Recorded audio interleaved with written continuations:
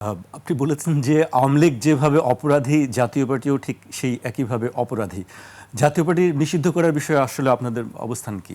হ্যাঁ, আমরা স্পষ্ট করে বলেছি খুব স্বাভাবিকভাবেই। দেখেন, আওয়ামী লীগ কিন্তু জাতীয় পার্টিকে জাস্ট টিস্যুর মতো ব্যবহার করেছে এবং কারো ইচ্ছা না থাকলে এভাবে কিন্তু ব্যবহার হয় না। ইচ্ছা ঠিকই ছিল।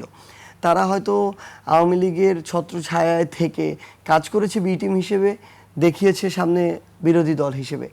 তারা দেখেন, আপনি বাংলাদেশের ওই সময়ে আওয়ামী লীগ যদি তাদের জায়গা থেকে বিএনপিকে দাঁড়াতে দেয়নি, ইলেকশনে তারা অংশগ্রহণ করতে দেয় না, বা করলেও রাতের আধারে ভোট করেছে।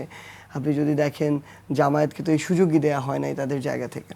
সো জাস্ট একটা জাতীয় পার্টিকে তারা মানে পুতুলের মতো ব্যবহার করেছে। যে কয়েকটা মন চেয়েছে মনোনয়ন দিয়েছে, যে কয়েকটা মন চেয়েছে সিট ছেড়ে দিয়েছে, যে কয়েকটা মন চেয়েছে নির্বাচিত করে এনেছে এবং ধরেন দুই একজনকে মন্ত্রিত্ব দিয়েছে, ফ্ল্যাগ দিয়েছে, বাড়ি দিয়েছে, এগুলো নিয়ে তার সন্তুষ্ট ছিল।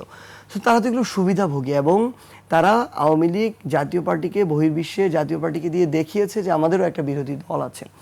সো যারা এইভাবে একদম, আপনি ইভেন জিএম কাদেরকে দেখবেন প্রত্যেকটা নির্বাচনের আগে, তিনি কিছুদিন আগে ভারতে যেতেন, যাওয়ার সময় খুব আওয়ামী বিরোধিতা করে যেতেন, আসার পরেই একদম বিড়াল হয়ে যেতেন এবং তিনি খুব স্বাভাবিকভাবেই তখন একটা বিরোধী দল মানে নির্বাচিত হওয়ার আগে বিরোধী দলের চেয়ারে বসে যেতেন, এরকম একটা তার কথাবার্তা ভাবে ছিল। তো ওই জায়গা থেকে তারা একইভাবে এই বিষয়টার জন্য দায়ী। আমরা মনে করি আওয়ামী লীগের যেমন রাজনৈতিক কার্যক্রম স্থগিত হয়েছে, অবশ্যই জাতীয় পার্টির এটা হতে হবে।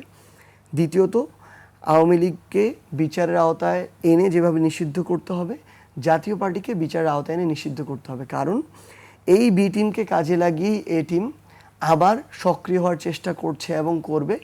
এবং আমরা মনে করি যে এটা বাংলাদেশকে একটা অস্থিতিশীলতার দিকে নিয়ে যাবে। কারণ ওই ফ্যাসিস্ট, ওই খুনি, ওই অপরাধী চরিত্রগুলো আবার জাতীয় পার্টির ব্যানারের মধ্য দিয়ে আসবে, এটা নিশ্চিত।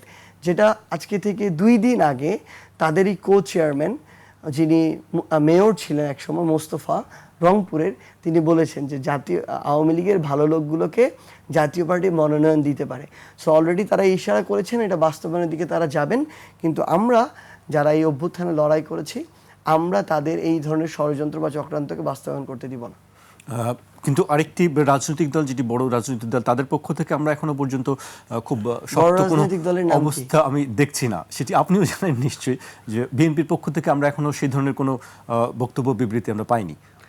আপনি কি বলবেন এক্ষেত্রে? হ্যাঁ, বিএনপি তাদের জায়গা থেকে দেখেন, জাতীয় পার্টি যখন এটা বলে যে এখন জাতীয় পার্টির দায়িত্ব বিএনপির নিতে হবে, তখন আমাদের মনে কিন্তু একটা সন্দেহ তৈরি হয়। কারণ এই কথা মানে জাতীয় পার্টির দায়িত্ব এতদিন ছিল আওয়ামী লীগের, এখন জাতীয় পার্টির দায়িত্ব নিতে হবে বিএনপিকে, এই কথা জাতীয় পার্টি এমনি এমনি বলতে পারে না। আমরা মনে করি যে এখানে অবশ্যই কোনো না কোনো ইশারা থাকার সম্ভাবনা আছে।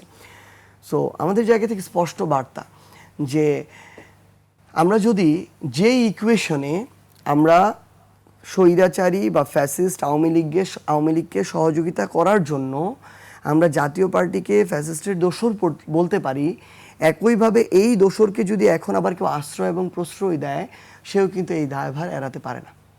সো স্পষ্ট কথা হচ্ছে, আমরা এনসিপি আমাদের জায়গা থেকে স্পষ্ট করেছি, বড় আরেকটি রাজনৈতিক দল জামায়াতে ইসলাম বাংলাদেশ স্পষ্ট করেছে।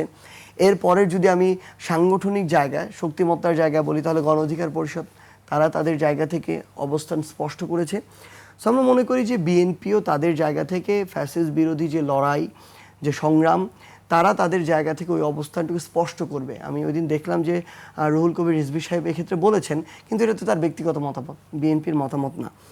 সো বিএনপি যেন এটুকু মনে রাখে, বিগত 16 বছর তাদেরকে যখন লক্ষ লক্ষ মামলা দেওয়া হয়েছে, তাদের অনেক নেতাকর্মীকে গুম করা হয়েছে, খুন করা হয়েছে, বিচার বহির্ভূত হত্যাকাণ্ড হয়েছে, তখন এই জাতীয় পার্টি হয় ওই হেয়ার রোডের ডুপ্লেক্স বাড়িতে তারা বসে আরামায়েশ করেছে, অথবা গাড়িতে ফ্ল্যাগ ঝুলিয়ে বিরোধী দলীয় নেতার সুযোগ সুবিধা নিয়েছে, অথবা পূর্বাচলে প্লট নিয়েছে। এগুলো যদি বিএনপি এখন ভুলে যায়, তাহলে ন্যাচারাল একটা রিভেঞ্জ আছে বিএনপির। যারা এগুলো ভুলে যাবে, সামনে কোনো না কোনোভাবে কারো না কারো মাধ্যমে আবার এগুলোর মধ্য দিয়ে তাদের যেতে হবে, তখন আর এভাবে ফিরে আসার পথ তাদের থাকবে না।